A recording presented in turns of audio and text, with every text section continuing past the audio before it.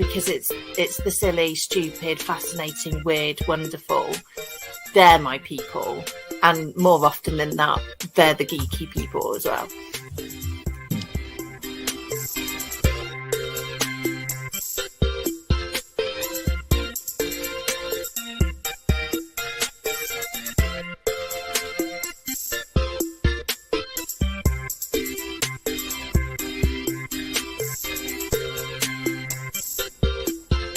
I mentioned Betamax. For anybody older, that's the old version of a video cassette. A video cassette is an old version of a DVD. A DVD is not set on the cloud.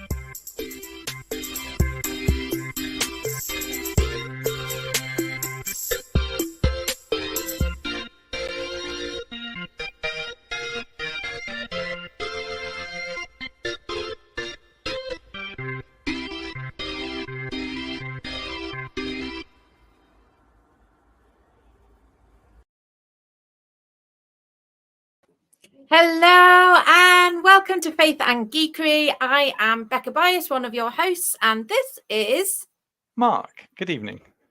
Mark, and good evening. As always, we will be following a roundabout chatter about all things geeky and things that we get fascinated by. We are joined by a lovely guest whose name I'm not even going to tell you. Who could it possibly be? But in the meantime, Mark, what geekiness have you been up to since we last met? Oh, what have I been up to? Well, I will show you a little bit later on, but I went to a screening of Doctor Who, the last episode, at the cinema at midnight when it dropped. So that was very exciting, as well as the usual 3D printer stuff and things like that. And that's about it. How about yourself, Becca? I went to see Inside Out 2 this weekend. I'm out honing my Disney Pixar fascination. It was good. I wept. There were definitely tears in a way that only Disney can really pull out, because sometimes they're just clever. It oversimplifies some things, but there's just something in the way that they described anxiety and the emotions that it pushes out. And they just found a really beautiful way of showing that. And I've been playing with taking photos in Second Life.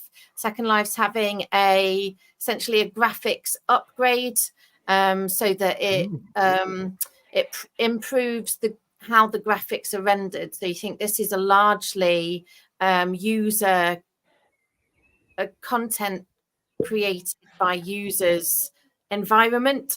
So the more tools you have, the more realistic, and then it gets into that weird space where it starts to really trick the eye of, is this a photograph or is it digital pixels? And I love the playing around with how do I make this with shading and lighting and what you then do with photos afterwards to really trick the eye to go, oh, is that a real picture? Does that then have a knock-on effect to everything that you've created yourself? Do you have to suddenly up all the resolution of things and graphics? So quite often textures are baked into an item.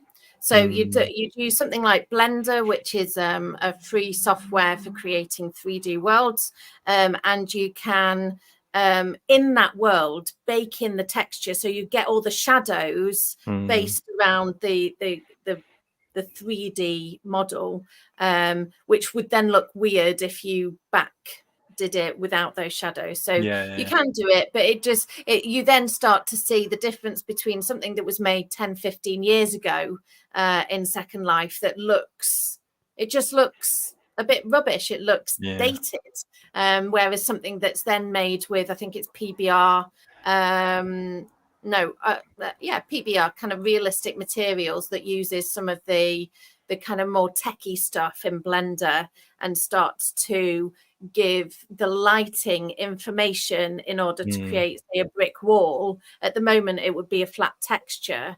With the PBR update, the light is then going to play so that it creates shadows as the sun moves around the sky. So it's really interesting kind of shift and it gives a lot of power to the people that are creating content and uploading it in world and building in world to just keep. And then your imagination is the limit of what you can create. It's just really interesting. Oh, I find it interesting in my 3D geeky worldiness. Fantastic. I'm trying to remember what we said we were going to do next. News. Mark, over It's to you. going to be the geeky news, yes, indeed.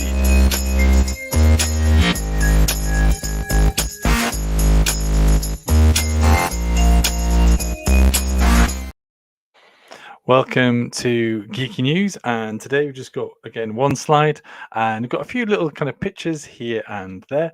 And so, first of all, I thought I'd reference kind of our Discord. We have our little Geeky News section, and something from a couple of weeks ago. Sorry, Becca, you said about the Second Life Relay for Life has raised raised $438,000 so far. I assume that has gone up, maybe. Hopefully not gone down. Yeah, I can probably update that, but yeah. Yeah, how is that going? And for anybody who doesn't know what that is, so Relay for Life is the American Cancer Association. They have that in real life. They have all sorts of relays and activities and engagements that are going on all around the country to raise awareness, to inform people about treatment, cancers, hope of recovery, but also obviously to raise money for cancer research. And Second Life mimicked the same thing.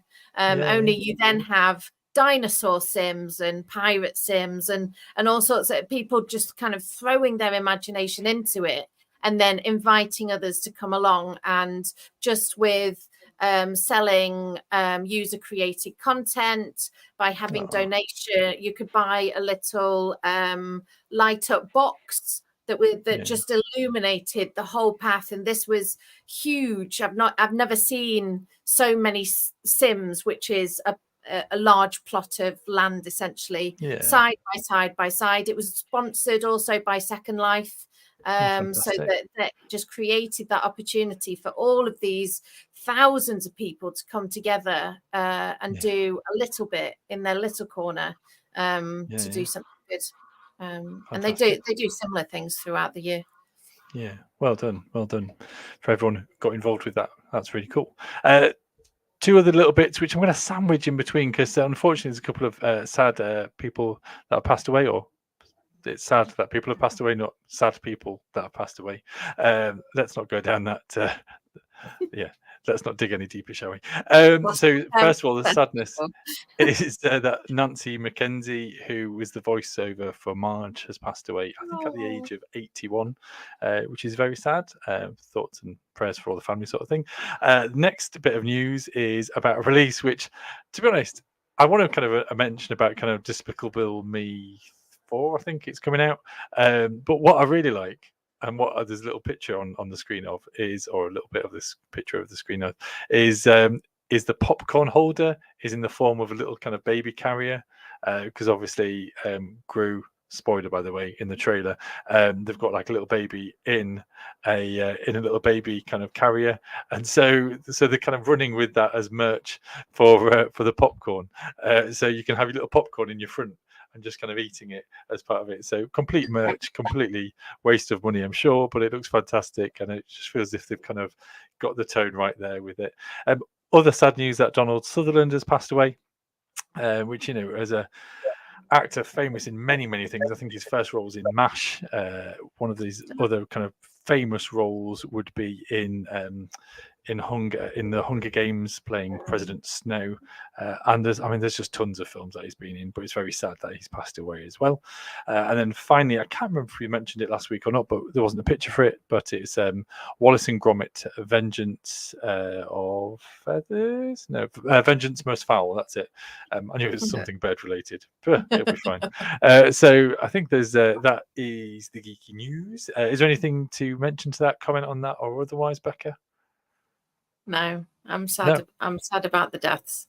Yeah, just very iconic as well. It feels as if we're in that kind of era where a lot of people have kind of become famous through film and TV, and they've become very iconic. And we're in this kind of age now of where, unfortunately, these kind of very well-known people of a certain time are unfortunately getting to the end of their lives. And so, do you know what that is, Mark? That isn't a general era. That is our age. That Yes. people we've looked up to, and they've been able to have that period of time in our lives, are now going to be dying. That's more of a reflection on us, I think, than society. I would say that there has been these kind of big kind of I want to say these large bulges of kind of, where people kind of became very famous for like film and TV, where it has become more saturated in recent years. Whereas, to say that, I mean, I was never around for MASH. I was not around for half of or 3/4 of Donald Sutherland's kind of IMDb kind of stuff. Admittedly, Marge Simpson, very much our generation, but there are kind of like a lot of iconic kind of people over the years who are getting very old, bless them. But as long as they don't go for David Attenborough, then I don't mind. He will live forever. So that is the end of Geeky News on that bombshell.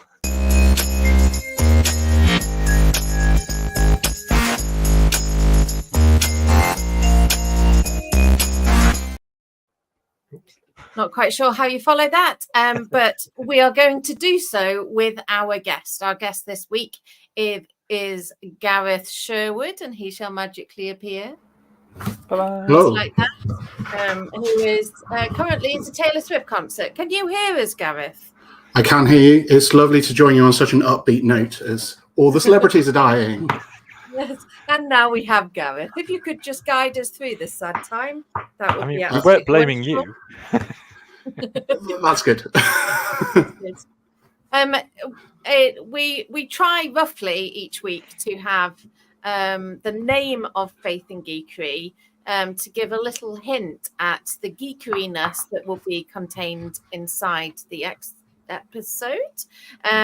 Gareth, I have in my notes that you have a geeky response to stand-up comedy, to pickleball, and to board games. Now, one of those, I have very, very little idea what it is. Do you want to guess which one that is? Is it comedy, Becca? No, I have a very close friendship parallel to comedy. No, it is in fact pickleball. So I'm hoping by the end of this session, your geeky fascination with pickleball will have fired up an interest in me to at least watch a YouTube video about it later. So that's your challenge. So I'm like evangelizing pickleball. Yes, this is your opportunity this evening. Before we give you that opportunity, however, Mark is going to guide you through a very quick fire. I assume it's just Gareth that's doing this, or have you changed the? It's just no. It's for our guest to kind of go through. It's just to help folks who are viewing, who are kind of part of the community, to get to know you a little bit quickly. I hope there's not judgment, but there may be kind of love and response or queries raised through kind of how you respond. So basically, I'm going to read through like a pair of choices, and you've got to just kind of choose one that you would keep. So choose the one that you keep. And there's about 20 questions, and you get to pass on only one. So only one is that you can say, oh, I would like to keep both.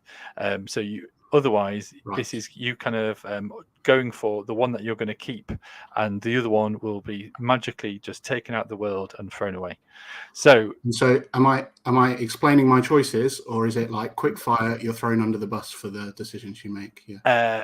Well, we'll rip you apart after. I mean, we'll chat politely about it afterwards. I mean, there are still repercussions from my answers from last week, where I did choose Star Trek over Star Wars, and it's caused all sorts of interesting tensions that I'm still now working through. So I think it means that I've been absolutely bombarded by any Star Wars related TV shows on Disney. It's just it's been endless. since then. So As in, folks have been sending this to you, or the algorithm has adjusted to it, kind of going, Becca I don't does know not what like. it is. Just my television has not moved away from Star Wars since I made my declaration in favour of Star Trek last week. I know. Well, There is no quite a judgment lot. from us, but the algorithms might not go The in your favour. algorithms might, yes. Okay, are you ready, Gareth? I am ready. You've been given the heads up about the first one. Star Wars or Star Trek? I'm also going Star Trek. You keep Star Trek, cool. Cats or dogs? Dogs. Wool or Warhammer? Wool. Chips or curry? Chips. Disney or Doctor Who? Doctor Who. That's tough. Football or pickleball? Pickleball. Mario or Sonic? Sonic. Cosplay or escape rooms? Escape rooms. Chocolate or ice cream? Chocolate. Lord of the Rings or Narnia? Lord of the Rings. You went in really confident and then suddenly like, oh no. Lego minifigures or painted minis or miniatures? Do I have to paint them? No, you don't. Oh, painted minifigures then, that's fine. Pokemon or Transformers? Pokemon? Squirty cream or custard? Custard. Board games or computer games? Board games. Cows or horses? Steak, yeah. Is this steak? Oh, yeah. Steak. Sorry, Tomb Ned. or Indiana Jones? What was the choice? Indiana Jones or what? Tomb Raider or Indiana Jones? Indiana Jones. Tabletop roleplay games or tables? Tabletop roleplay games or tables? Yeah. Just shrugging like it's obvious. Tables? Yeah. Spaghetti or noodles? Noodles. Movies or podcasts? Podcasts. Faith or geekery? Faith. Well, fantastic. Thank you, Gareth. That's the end of the questions. Well done. And you didn't even use your pass. You could have used your Oh, pass. I forgot that was a thing. Yeah, no, Yeah. it's fine. It's fine. Oh, Is there one that you would have used it on in retrospect? Probably pickleball or football. Yeah, fantastic. Yeah. So you went for Star Trek, dogs, wool, chips, Doctor Who, pickleball, but you would have gone for both of those, and football, Sonic, escape rooms, chocolate. I mean, none of these. I mean, you kind of a little bit split over, torn a bit over Lord of the Rings or Narnia. Yes. Is that I think it's a nostalgia thing. If I'm honest, I have read neither. So Lord of the Rings won because the films are better. But I hear that Netflix are making a Narnia series. Ooh. And I'm quite excited about that. Yeah. It'll be interesting. I have already had a friend WhatsApp me with Narnia in capital letters and lots of exclamation marks. So See, repercussions they echo out into the ether, and they come from all sorts of strange directions. So brace yourself. Interesting regarding Narnia. It will be interesting to see exactly where they pick it up. Is it with kind of the Magician's Nephew? Yeah, I was about to say Wizard's Nephew. I was like, that's not right. The Magician's Nephew, or whether they're going to kind of go with kind of the chronology of the films sort of thing, or it'll just be interesting to see kind of how they go. Have they ever made Magician's Nephew? They always seem to leave that one out. No. Because I think they tend to go with Lion, the Witch, and the Wardrobe first, because that's the popular one. And that's the first one that was published first, written first. Whereas, but they all have an impact of how do you then film the actors at the right age going forwards after that. Especially, won't spoil it for other later films. The ending. It's one of those things. I don't know what the ending is. Oh, well, That's why The you last, need the books. it's or the to last know battle, that. isn't it? I know it's called that, but I have no idea. You know, I mean, I don't know what it is. Yeah. It's great theology. I love the theology. Basically, of it's Gandalf pitched it against kind of Aslan, and they just fight it out, they duke it out. just fight it out. Like And then Mortal the Kombat. dwarves come Yeah. in, and then the dwarves go out. It's great. Brilliant. And they do a dance. This is why I don't write scripts. Yeah. Dwarves come Cool. in, and they leave. Shall we move on? back Or is there. there anything else left to see about any of these other things? No. We are going to obviously ask Gareth now to tell us a joke. Oh.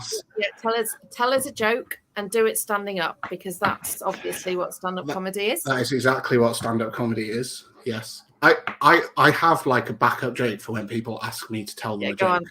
What is your backup joke? Doctor, I feel like all my clothes are made of cellophane. I can clearly see your nuts.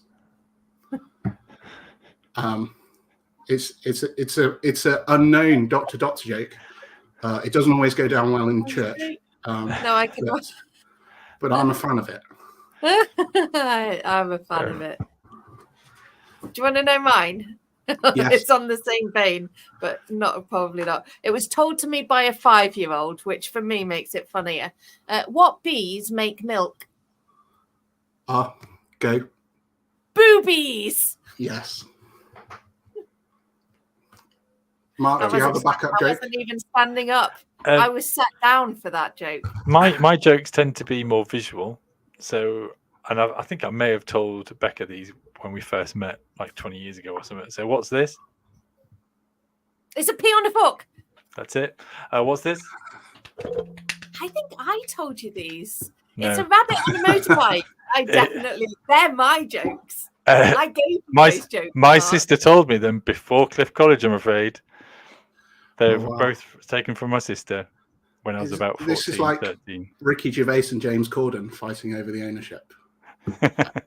and realistically, the owner is Mark's sister. So yeah, exactly. I use them as my platform for any kind of jokes or anything like this for still now. So yeah, physical comedy. 30 years. Those are my jokes. Well done. Good. They were good. So, Gareth, why? Because with geekery, it's that fascination into the what, the why. It's the deep delve into it. So we'll all like humor in different ways. We'll all have different types of comedians that we can either sit through or tolerate. I have a aversion and a love for someone like Milton Jones, who I just want to shut up, because every single one of his jokes lands. It's funny every single time. There is absolutely no break, and he's doing one-liner after one-liner after one-liner, and my stomach was in absolute agony because he was just so funny, and I wanted the end to it. So where is your deep dive into comedy coming from? What makes it geeky rather than just I'll pop it on if it's there? So I think there's something about the craftsmanship in a joke or in making people laugh. Comedians are really intelligent people, and they're not always recognized for their intelligence, but actually to craft a joke that makes a whole group of people laugh, not just like your mates out next to you, but like an audience of people with different experiences and different understandings is a real skill. And I think there's comedians that I love and warm to, but all comedians I probably have respect for. So have you got a top few favorite comedians? Top few favorites. I'm a Jimmy Carr fan. I know a lot of people aren't a Jimmy Carr fan. He's quite dark. He goes too far, for some people. But I kind of don't mind that, I think he's really clever. Peter Kay though is like almost on the opposite end, right? He's not. I wouldn't say his humor is dark at all. Garlic bread. But yeah, he's just fun though. He's like a guy you wanna hang around with.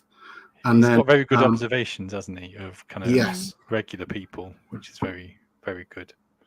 And then there's an older comedian, and as this question was building, I was like, I have totally forgotten the name of one of the comedians I was going to mention, and I still can't remember it.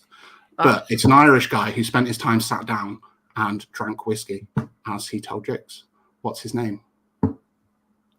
It's a good question. Like Waiting for our commenters. 70s or 80s.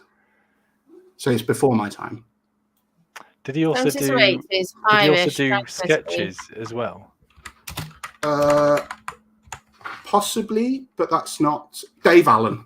There we go. Yeah. Dave Allen. Okay. I feel Dave as if I Allen. do know. Thank you, Google. Yeah, so I'm quite fond of Dave Allen as well, and his comedy. So quite a diverse. Is there anyone that you've watched and you just don't get their humor? Is there anyone you might find they're clever, but the jokes don't land for you? So like the Mighty Boosh, for example, is a really popular comedy sketch show that I'm just like, it doesn't work for me. There's the odd moment where I just laugh, but it doesn't land. Same with Vic and Bob, and Monty Python as well. So Monty Python, I know is hugely popular, right? I totally get that. But I watch Monty Python, I'm just like, yeah. It's just that more is because it's a bit sillier. Yeah. A bit more physical. There's a physicality to quite a few of those, actually. Yeah, maybe a lack of reality. I think I love a laugh at reality. And I guess Monty Python is poking fun at reality, but it's doing it in quite a abstract, surreal, abstract way. Yeah. Okay. I was going to say, is it surrealism? There's a genre of it, isn't there? I can't remember what it is called. Might have to Google it in a few minutes.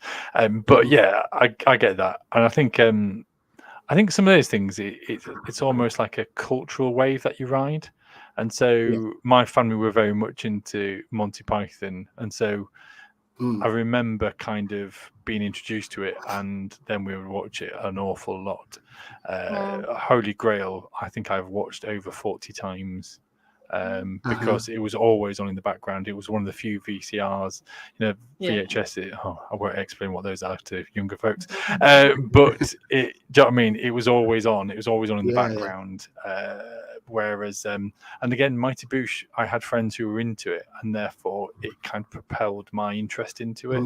But I would say that Noel Fielding even says he was amazed that the BBC gave him and the other chappie, but he would say fashionistas an opportunity to do comedy, which I was like going, yeah, that makes sense actually. But it's really interesting that he actually identifies himself as somebody who's giving comedy a go and is a fashion person rather than being primarily a comedian, which I kind of get that. And what you find with that comedy is it maybe doesn't reach as big an audience, although Monty Python probably has. But the audience it does reach is really, really dedicated to it. It creates that geeky fan base, doesn't it? Yeah. But I mean, I find that comedy hard to do as well. So I wouldn't know where to start with like an abstract stand-up set. So where would you say you aligned more closely? If someone came up to you and said, you really reminded me of that, you wouldn't be surprised that your way of crafting your jokes had reminded them of there might I think I'm a lot less enthusiastic Michael McIntyre maybe. I'm a bit more grumpy, I would say. But a grumpy old Michael McIntyre. Yeah. I'm not going to skip onto stage, for example, with big hey. I don't do that. Have you tried the skip? I'm not built for skipping. I would argue Michael McIntyre isn't either, but he goes. But yeah, there's it's poking fun at life and things that we see and go through, or things that we all think. Being a reverend, I tend to do my stand-ups as a reverend, which gives me loads of material. Yeah. Okay. So do you actually perform as? Yeah, so I've started doing stand-up in Newcastle. I don't live too far away, so I do the open mics. Do you know Kate Bruce? No. Yeah, Kate Bruce, who used to be the chaplain at St. John's. She's an Anglican priest, and she did a stint through doing stand-up. And she kind of really wanted to encourage folks who are exploring preaching to experience and watch stand-up, just because it is whilst preaching isn't and shouldn't be kind of a performance, but should be authentic teaching. There are kind of ways in which you can deliver stuff, which you can definitely take lessons from how people do TED Talks, how people kind of engage with comedy. I definitely get those kind of strands and flavors, and especially kind of easing people into a comedy routine. I can definitely see. I mean, I remember kind of theology college days about Eddie Izzard, and I'm fairly sure one of our friends was pretty much living, breathing Eddie Izzard, and I was there going to go, I think you've watched too much, because everything was a bit like, no, coming in bees, it's just like, wow, you need to watch something else, mate. But yeah, I can definitely see, and definitely see the parallels of something where you are a person stood at the front, you are trying to get people to come with you on a bit of a journey, and obviously the vehicle is comedy for comedians. Obviously for us, it's kind of exploring a biblical theme, and there might be some comedy in it. But again, it's about knowing your congregation in this case rather than audience.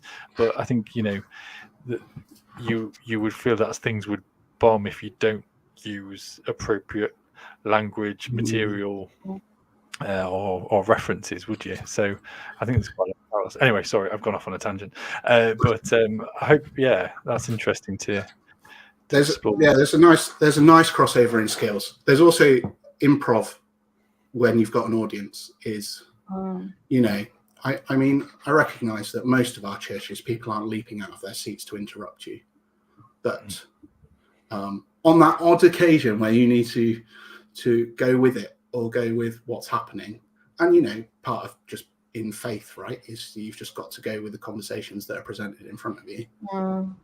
Comedy asks you to do the same, in probably a more scary environment in some ways. There's nothing quite like bombing on stage. No, at least with being in church or even delivering other talks, if they don't laugh, that's okay. But a comedian, the laugh is an absolute measure of whether you've been successful. I can't imagine that pain. I couldn't do stand-up for that very reason. I couldn't go through the pain of total rejection that something I found funny was not funny in front of more than one person. But I mean, I had one recently where I pretty much did my whole set that was leading up to this punchline, and I got laughs all the way through. And I got to my punchline, dead silence. Nothing. And I was like, oh wow, okay, that didn't land how I expected. And but it was okay. I will try it again, because it also might have just been the audience, or it might have been the way I delivered it. There are so many variations and factors, but it's okay. So when it comes to that improv, that responding to, you've got your script.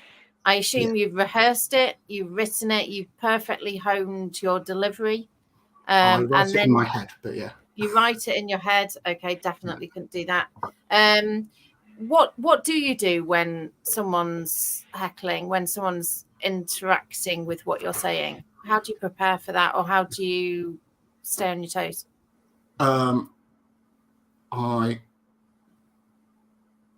It depends how they've heckled.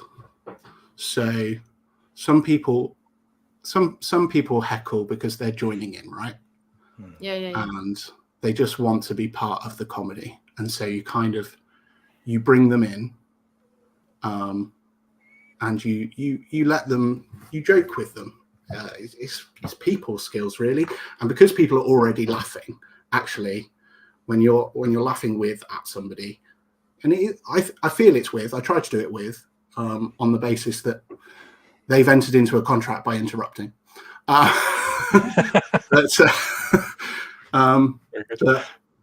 people will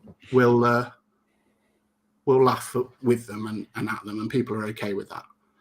Then there's the other heckler that is drunk. Drunk hecklers are fun, or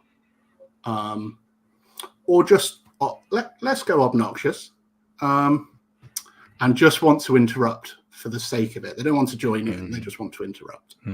And I currently, my response is to get everyone to go silent in prayer, and then we just stop and we bow our heads, and then I announce that God has told me that this person is being called somewhere, and I lead them out of the room to where they're being called to by God. And Nice. that is one way of dealing with a heckler, and it works well in character, and people don't mind if that person's taken out of the room because they're being annoying. And so that works. So there's 2 points on here then. So one of it is that you reference about a character, and so it's interesting that, do you come on like I want to say the barman, I've forgotten his name, do you kind of put on a persona?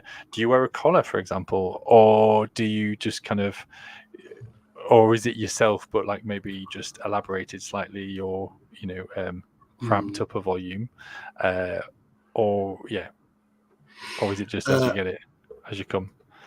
It is it a character? I wear a collar.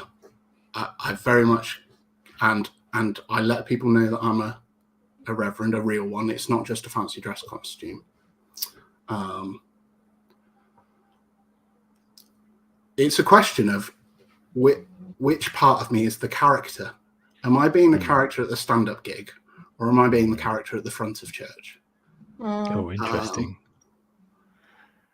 And that might be unpopular, but I think there's parts of me that I would dampen down because of the role I'm in, and the role I am playing in particular situations in my job. Whereas actually in my stand-up comedy, I'm okay. I don't have to suppress those in the same way. I can let them go. I can put that bit of my character out, and that's quite freeing. So now I'm probably not playing character. I'm probably just being me, and hoping that that's enough.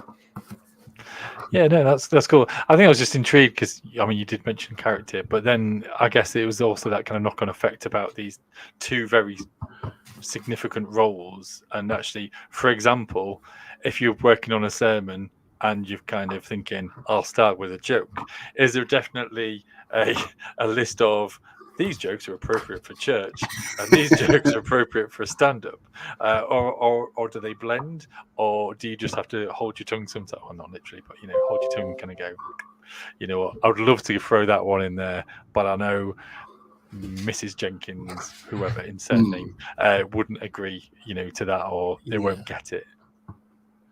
My sermons lack jokes, and I think, interestingly, many of my congregation who watch me do sermons would think, stand-up comedy, really? And yeah, I don't necessarily know why they lack jokes. I just I guess I'm kind of not in that mode. I'm in sort of bringing people closer to God mode. Whereas I think in the stand-up thing I'm in, making people laugh and see that people who are close to God aren't totally ridiculous made or totally out of touch made. Yeah. So yeah, thank you. Sorry, there's two things going on here. We're kind of putting comments up from Lydia, who's making a couple of jokes here and there, all about cows, strangely enough, but fantastic. And thank you. Is Lydia a big cow fan? Yes, yes. she really is. Oh, sorry, Lydia. It's okay. No, she wasn't here for the steak comment. Yeah. Oh. Yeah. But I mean, I find it interesting because I do actually drop in kind of. It depends though, because actually when I introduce my sermon, I will be talking. I will sometimes throw in a joke. More often than not, it will be an illustration, and again, it will be things that would lead me into a familiar subject for people, or if there's definitely a theme, I'll kind of go, you know what, this kind of image or this kind of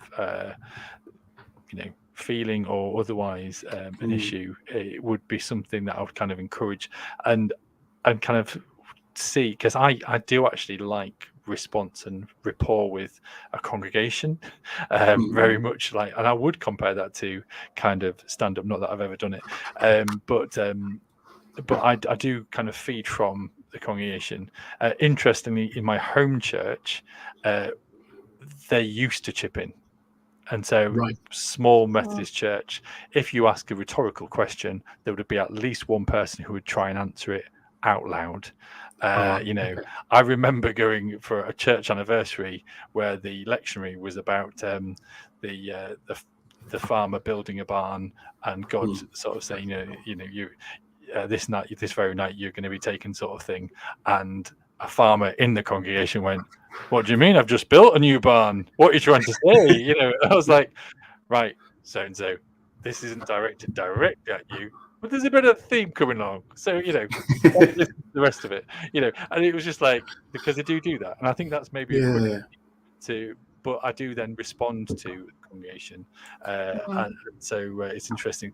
That being said, on the other end of it, I did go and see James Acaster a couple of years back. And he started his whole bit about, and I won't swear, but those crizzos, those bleeping crizzos, and he made us feel really uncomfortable. And basically, his approach was kind of, a lot of people have seen me on Mock the Week, and so assume that my content is family friendly and middle class, and the Christians kind of get an idea of what I'm like on Mock the Week, and I'm nothing like that. And so I was just like, you know what, you've put me off, and I'm paying to be here. And it was an interesting journey that he went on about mental health and otherwise. Some of his jokes really landed well, but at the back of my head I was there kind of going, but this is an uphill struggle now, because you've ostracized me, and and I'm really glad that you haven't picked me out in the crowd, because I would be the sort that you've already been very negative about, and so it's just very interesting of how but the difference is, I guess the difference is, like, when I'm preaching, it's not about me. That's true. And I could very easily slip into class clown. That is my natural state. I do it well, and I could run with that. But because it's not about me, I try very hard to resist that. Whereas actually in the comedy, stand-up comedy, it's very much about me. And I'm trying to represent, my faith and represent what being a minister looks like. But on the whole, I am the center of that attention, and so I'm trying to do a different thing, I guess. When it comes to kind of approaching that with a geeky attitude, so really understanding the craft of delivery and getting that punchline across, what have you learned to experience? What has gone really well for you, where you go, actually, this, where you associate with Michael McIntyre? And I can't quite picture a Michael McIntyre joke other than there's a lot of observation, there's a lot of silliness and gentleness in his observation of his children and his wife and where he lives. What is it that you've learned that, you know, someone coming in and saying, actually, I could up my game when it comes to humor. I'd like to play with it a bit, perfect it. What would you say? What are your top tips? So I would say pay attention to the world around you. Like really pay attention, take note of what's going on, because the world is hilarious. There are very funny things going on all around you. People are funny unintentionally. Things we do are funny unintentionally. You know, I'm currently creating as part of my stand-up, a kind of thing about the part of being a minister is relishing in the joy of the Lord, and yet there are many things that make me grumpy, and I've got like this list of things that make me grumpy, and one of them is onions, and onions in themselves are not funny, right? But the fact that God created onions, and that God decided, I know what I'm going to do with this vegetable. I'm going to make it so that when you cut it up, you cry and you can't stop your eyes from streaming with water. That can be funny. The idea that our perfect God has created this ridiculous vegetable. So it's really paying attention to the things going on, the things you notice. That would be my first tip. Yeah. The second tip is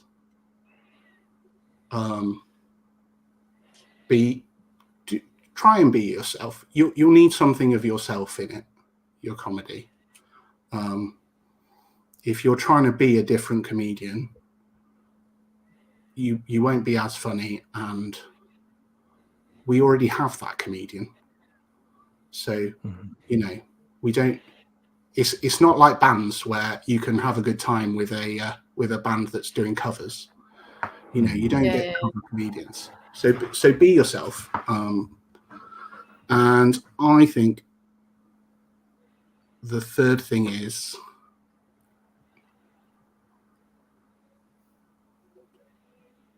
relish the jumping in the deep end. Because there is no dipping your toe, really. The only way to do comedy is to stand in front of an audience and do comedy. Yeah. And you might bomb.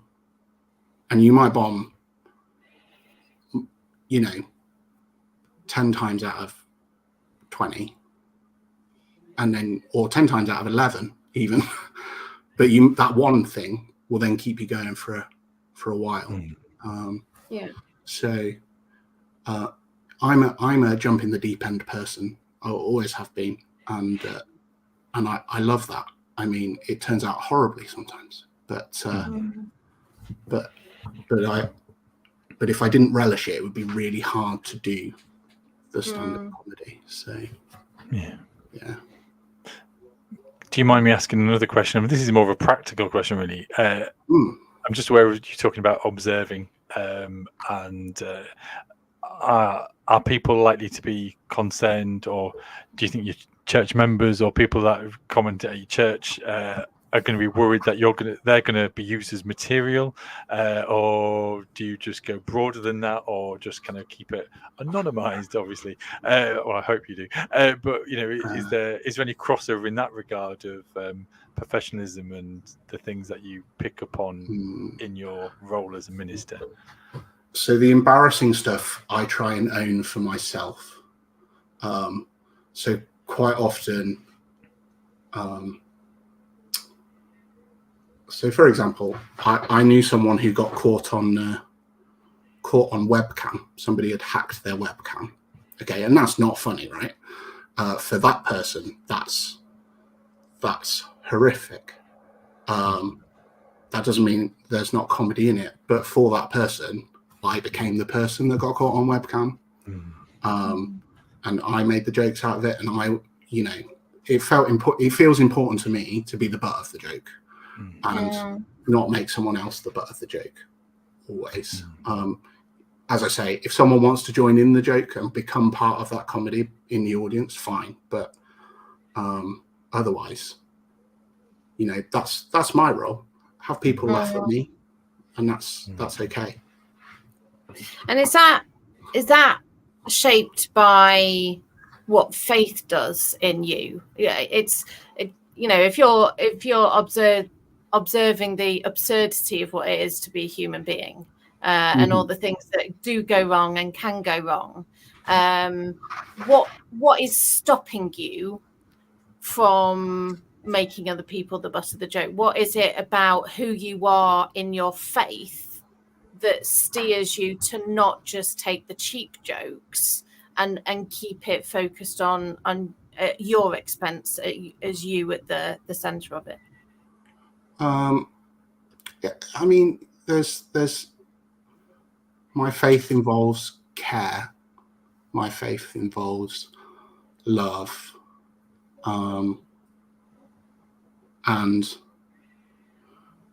throwing somebody under the bus for comedy's sake and making them the butt of the joke. You know, yes, 3 out of 5, 3 out of 10 people might be absolutely fine with that and good with that. And sometimes, you know, you get friendship groups where you have banter, right? But you know the kind of social contract with that. You learn that through friendship. But when you're on a stage, I think you have a responsibility to show love even in those situations, and show care for people even in those situations. And so, yeah, I've taken your story and I've made it about me. I actually hope that taking that story helps. I think laughing at some of the horrendous and horrific stuff does help. I think laughter can bring some relief. But I'm not prepared to force you to be the person who has to. I'm not going to force you to laugh about it, you know. Yeah. And if everyone's laughing at that person, then they will feel like they have to laugh. That they should joke about it. But actually, if everyone's laughing at me, they can still deal with their thing as they need to. And it might be that they want to join in and laugh. Or it might be they say, no, it's still not funny. That's still quite raw. That's still quite painful. Yeah. So, yeah. Thank you. I think that's it's quite helpful. I think you're articulate in your understanding of your geekeriness when it comes to finding your way into that. And I think, you know, there'll be plenty of people that approach humor in different ways. They might be more formulaic in their approach. They might be it might come at a greater cost to other people, but to understand when you enter into a space, you continue to be Gareth who loves people, Gareth. And I don't think I've ever asked that of someone who goes into tabletop gaming where they're battling with orcs or some other armored thing, of how do you take your faith into your particular role play. But it's quite interesting how you go in authentic Gareth, but still shaped by your faith. We don't even have Gareth. You're going to have to come on again, because I've not given you one chance to talk about pickleball. If you could summarize it in one sentence to whet our appetite for another episode. You hit a ball over a net, and you don't have to run as much as you do in squash, tennis, or badminton. Why is that not table tennis? Because it's not got a table. Use your hand. Table. There's no table. Use a paddle. There is no table. So it's tiny tennis. Well, there's already tiny tennis.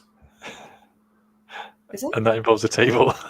No, it doesn't involve a table. There's already indoor tennis that's with a softer ball. So it's about the balls. Do you want me to explain the whole thing, Becca, or would you just like go? You've got 2 minutes. Go, and then we'll do Geeky Gallery.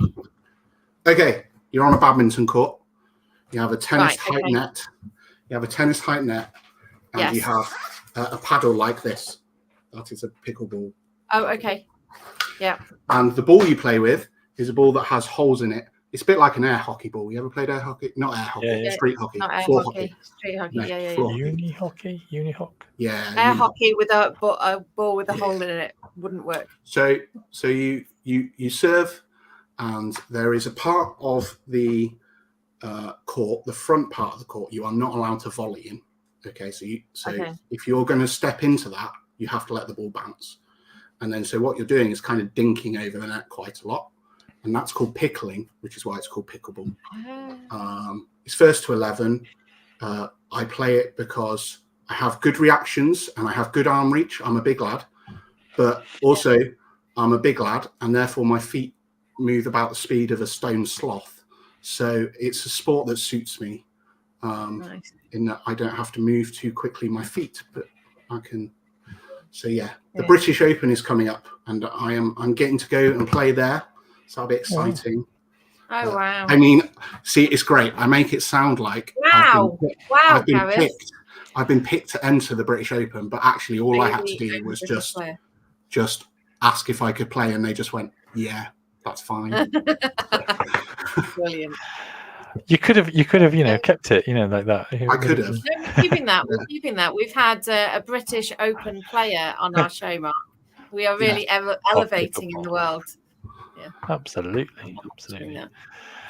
Fantastic. Thank you, Gareth. Thank you for sharing about stand-up comedy and otherwise, and pickleball. And it'll be good to have you on and talk a bit more about that. And board games was the other thing that we may have got onto. We're going to come on to Geeky Gallery, and so just a few pictures this week. I'm just going to bring this up here. And I don't know why I gave a sound effect there, but there we go. And so first of all is Mendip Nomad with his tanks, APCs, and there's been a bit of a progression over the last few weeks of him kind of painting them on otherwise, and these have kind of, he doesn't really show the best on here, but there's a lot of like weathered detail on there which looks fantastic, and so that's what he's been sharing. This is the bit that I mentioned earlier. This is me and David. Folks, if you've been watching, taking part in Faith and Geekery, you would remember David from the Doctor Who special. And so I went with David, and very good other sound effects are available. So we went down to into Leeds, and we went to this really kind of antique cinema house, picture house.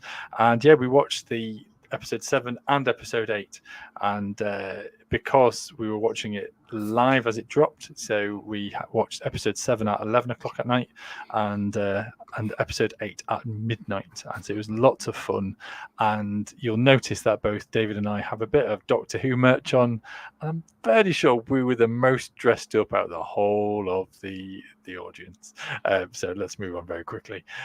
Next, couple of Lego bits. I don't know why I was sharing that, but it's a little Minecraft axolotl, which is a dinky little kind of thing. And Mendip Nomad had shared some Lego bags from last week, and this is his big birthday present, which is a fantastic radio, which has a slot to put in like your actual kind of iPhone or whatever other phones are available, your kind of phone to kind of play your music in and otherwise. But that's a very cool model. And Emily had said, had shared a picture of her and her daughter kind of making some fantastic pizzas. And so that is that. And that, folks, is the end of Geeky Gallery. Just a reminder, though, if you are wanting to share and take part in Geeky Gallery, there's just a bit of a call out to our Discord channel, our Discord server. So Discord, you can download it and use it on your phone, on your computer, I think, and take part in our community there. And you can share things in the Geeky Gallery that we'll try and put on the show, and as well as other conversations. And if you are catching up with this later on YouTube, Twitch, or Facebook, or as a podcast later on, so that's a nice place to gather and comment as we kind of delve a little bit deeper and otherwise. So thank you, Gareth, for joining us tonight. Is there anything else left to say or otherwise?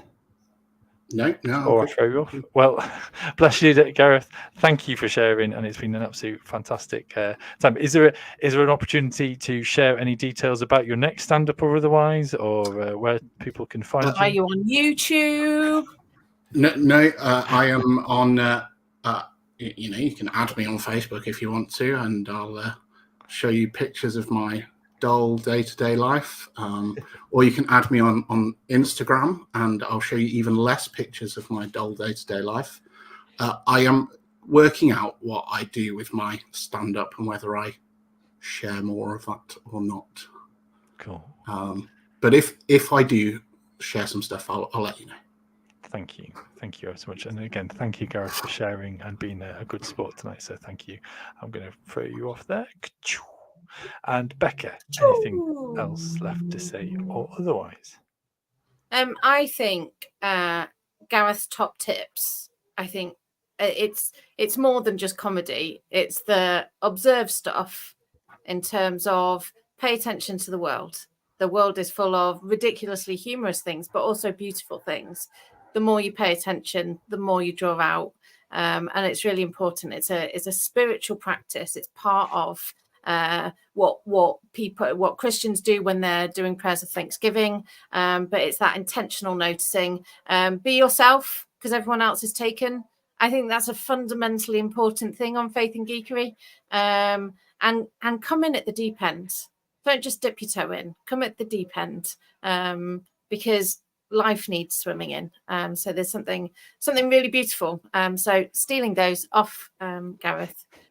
Because I think they're all spiritual practices of authenticity, wholeheartedness, acceptance of self, and going in deep. Don't just go at the top surface, but go deeper. And that's what be geeky about yourself. Amen. So thank you, folks, for watching, and remember to geek long and prosper.